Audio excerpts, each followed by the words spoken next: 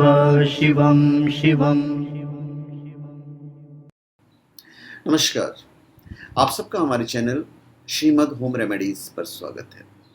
इस वीडियो में हम आपको बताने जा रहे हैं कि इस पूरे जगत में दो नाम श्री कृष्ण, श्री राम सबसे ज़्यादा सुंदर क्यों माना गया है, सबसे ज़्यादा स्पिरिचुअल क्यों माना गया है।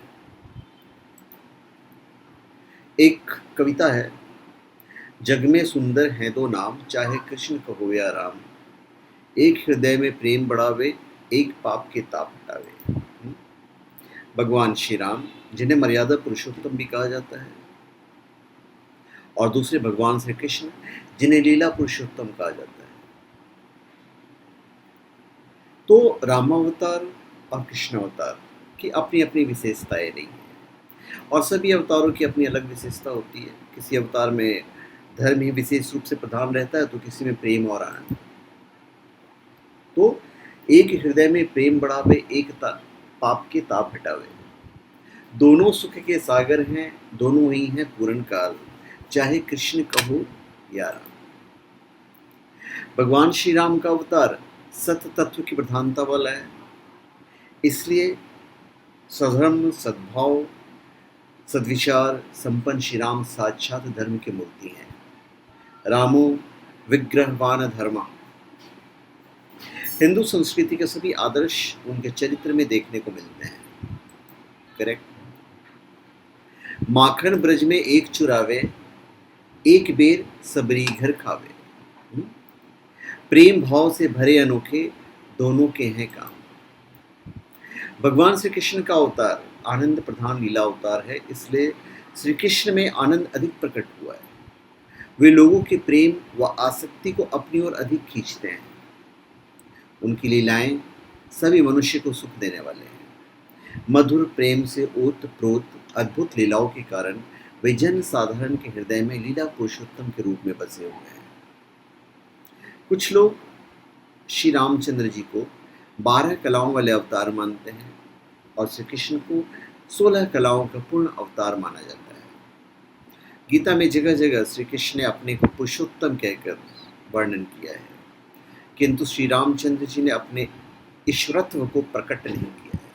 दोनों ही पूर्ण अवतार हैं, क्योंकि सूर्य 12 राशियों में पूर्ण है, चंद्रमा 16 कलाओं में पूर्ण माना जाता है। कविता का एक लाइन है, एक कंस पापी संहारे, एक दुष्ट रावण को मारे। दोनों हैं अधीन दुख हरता, दोनों बल के धाम, चाहे कृष्ण कहो या राम। साथ ही स्थितियां जितनी अधिक विषम होती हैं, उतनी ही अधिक कलाओं के साथ भगवान का अवतार होता है।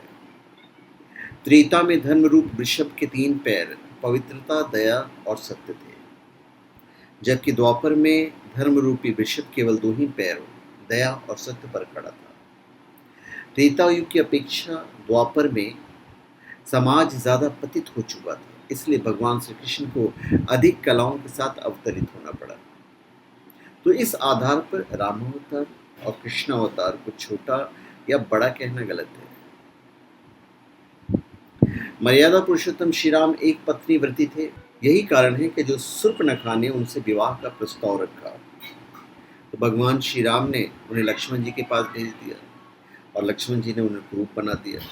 किंतु श्री कृष्ण ने सभी को, जिन्होंने भी उन्हें कांत भाव से चाहा, सुख प्रदान किया। उन्हें कंस की दासी कुब्जा के कुबड़ेपन को दूर कर उसे भी सुंदर बना दिया। तो ये थोड़ा सा डिफरेंस है। एक राधिका के संग राजे, एक जानकी संग विराजे। चाहे राधे श्याम कहो या बोलो सीताराम, चाहे कृष्ण कहो या राम। श्री राम ने सूर्यपुत्र सुग्रीव की रक्षा की और इंद्रपुत्र बाली को मारा, किंतु श्री कृष्ण ने सूर्यपुत्र कर्ण को मारा और इंद्रपुत्र अर्जुन की रक्षा की। देखिए मैं क्या कह रहा हूं। श्री राम ने सूर्यपुत्र सुग्रीव की रक्षा की और इंद्रपुत्र बाली को मारा, किंतु श्री कृष्ण ने सूर्यपुत्र कर्ण को मारा और इंद्रपुत्र अर्जुन की रक्षा की। समझ रहे हैं ना? दोनों हैं घट घट के वासी, दोनों हैं आनंद प्रकाशी। बिंदु सदा गोविंद भजन में मिलता है विश्राम, चाहे कृष्ण कहो या राम। श्री रामचंद्र जी ने सीता के हरण और शक्ति लगने पर लक्ष्मण जी की मूर्छा के समय मोह लीला की, किंतु श्री कृष्ण ने द्वारिका लीला में 16,108 रानियां, उनके एक एक के 10-10 बेटे, असंख्य पुत्र पौत्र और यदुवंशियों का लीला एक ही दिन में संहार करवा दिया।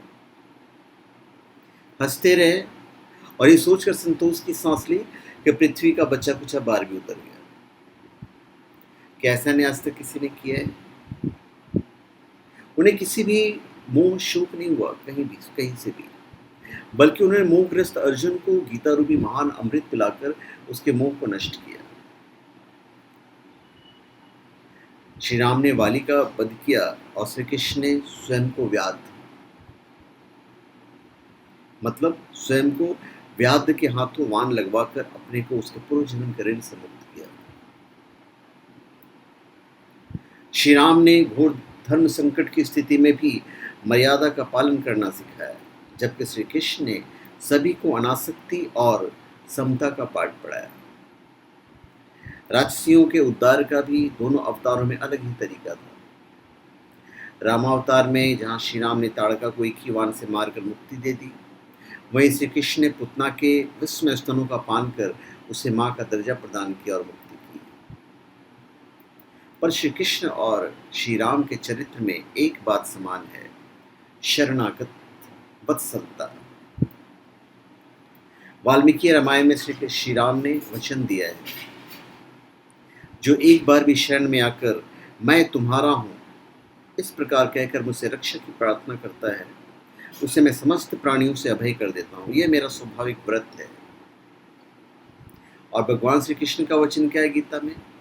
क्या करना है क्या नहीं करना है, इस विचार का त्याग करके एक मेरी शरण में आ जा, मैं तुझे समस्त पापों से मुक्त कर दूंगा, शोक मत कर।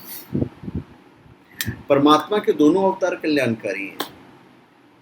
जिस मनुष्य का चित्त जिस स्वरूप में रमता हो, उसी के आदर्श ग्रहण कर जीवन को सार्थक बना सकते हैं और परम शांति प्राप्त कर सकते हैं। तो जग में सुंदर है तो नाम, चाहे कृष्ण कहो या राम, बोलो राम राम राम, बोलो राम राम राम। तो धन्यवाद, आप सबका हमारे चैनल पर स्वागत है। आप हमारे चैनल पर सब्सक्राइब करें और अपने कमेंट दीजिए। धन्यवाद।